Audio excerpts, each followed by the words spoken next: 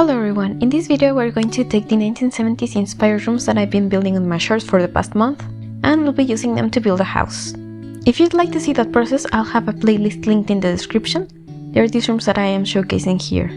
I wanted this to be a house for a family of 5 sims, so it ends up having 3 bedrooms and 3 bathrooms, as well as a room for fun and games. I'm very happy with how these rooms turned out. They are all different but still cohesive, since most of the walls are dark, but the furniture and decorations are very colorful, which I felt added to the retro vibe. As you can see, I have playtested all of the rooms that make up the house, and if you have been watching the shorts that I have mentioned, you might notice that I made some very slight changes to these rooms while I was putting the house together, but they are all really small things, and I felt that was okay since I didn't build this thinking of making it into a challenge. I wanted this house to be in Brindleton Bay since the autumn is perfect in this world, and for some reason I think that the 1970s are very autumnal.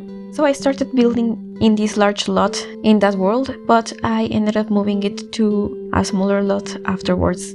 I really wanted to build it in the other lot, but the rooms didn't fit in it until I made it into a 2-story house. So now we have the basic floor plan of the house, and I am creating this wide hallway where the stairs are going to be. And one of the things that I was most excited about when I was building this house was that I was going to be able to use some of the runner rugs and side tables and other things in the hallways. So I used this rug from the base game that I think is just so perfect for this aesthetic, and I have sized it up for the moment, but I will size it down later and just add a few more of these to make it longer. But I have created this side table area that has some artwork on top of it. They are both from the base game, but one of them is one of those prints that you can get when you are using the microscope, and I later realized that I had already used that in the living room. But I decided to switch out the one that I had in that office nook for another one of these microscope prints, and I felt that worked a lot better because the one that I had in the living room the proportions of that one felt a bit odd in that office nook.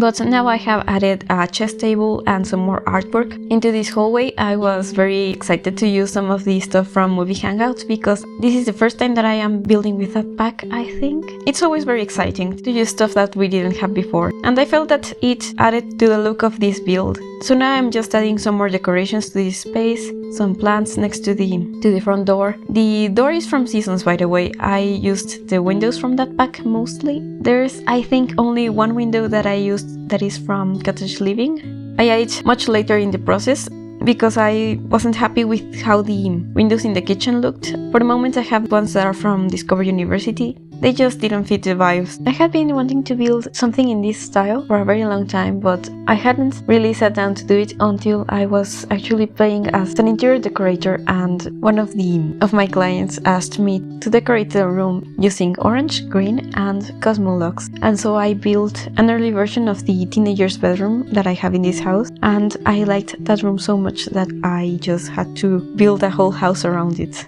I think it's still my favorite room in this place, but I really am very happy with how they all turned out.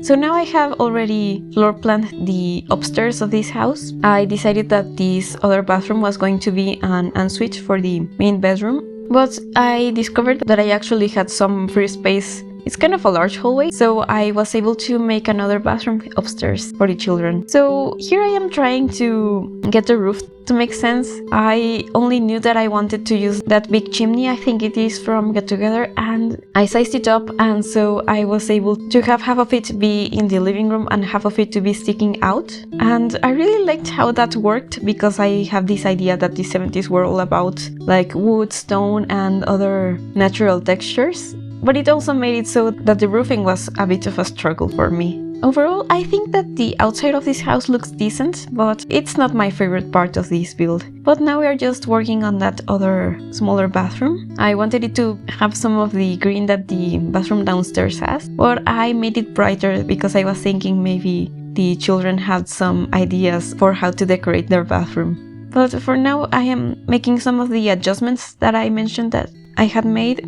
Mostly I am just changing the sizes of some windows and adding a few to the hallway, and now I am adding those windows from Cottage Living, which I feel looked a lot more similar to the ones from Seasons than the windows that I had originally. But we're working on the roof again. This roofing took me I think, a lot of time. I cut out some of that footage, especially these trim pieces. You can't just place these trim pieces without having a second floor, so I had to add these like flat squares everywhere. So I cut some of that footage out. But one thing that I also had to do was that I needed to change the roof trim, because I really liked this one that I had, but it was clipping into the house. So I had to find another roof trim that worked better with it. I don't really know what I was going for in the outside of this house. I was looking at some examples of mid-century architecture, but I also looked at 70s houses, and they weren't exactly that style. They were like more suburban or maybe like craftsman. I am not sure, because the houses where I live aren't in that style at all.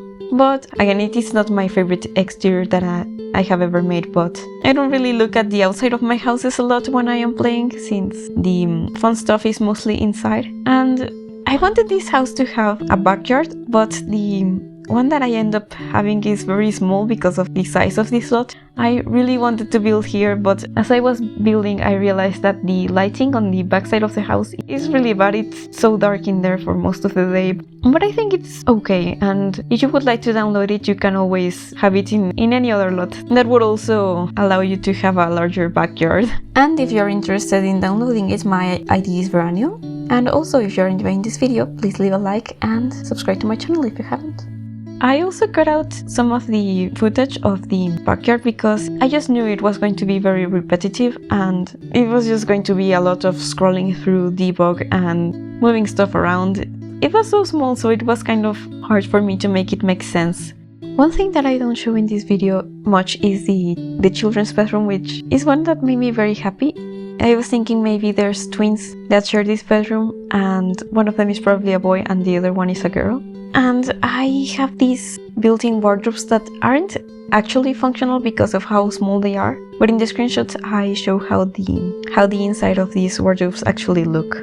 But anyway, we are back inside working in this hallway. I was happy to be able to use this bookcase from Seasons in its original size, since I had medium wall height.